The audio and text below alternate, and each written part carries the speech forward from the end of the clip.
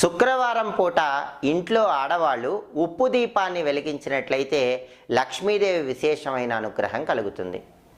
శుక్రవారం సాయంకాలం పూట 5:30 నుంచి 6:30 మధ్య ప్రాంతంలో ఇంట్లో ఉప్పు దీపాన్ని వెలిగించాలి. అయితే ఈ ఉప్పు దీపాన్ని ఇంట్లో పూజా మందిరంలో వెలిగించాలా లేకపోతే వేరే గదిలో వెలిగించుకోవచ్చా అని చాలామందిలో సందేహం ఉంటుంది.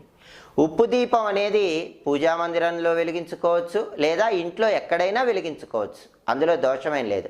అయితే ఒక్కొక్క దిక్కులో ఉప్పు దీపం వెలిగిస్తే ఒక్కొక్క రకమైన ప్రయోజనం కలుగుతుంది. ఎప్పుడైనా సరే ఆగ్నేయం అంటే అది అగ్నిదేవుడికి సంబంధించింది. అగ్నిదేవుడు సంపదలు కలిగింపజేస్తాడు. కాబట్టి ఇంట్లో ఏ గదిలో అయినా సరే ఆగ్నేయం మూల ఉప్పు దీపాన్ని వెలిగిస్తే సర్వ సంపదలు కలుగుతాయి.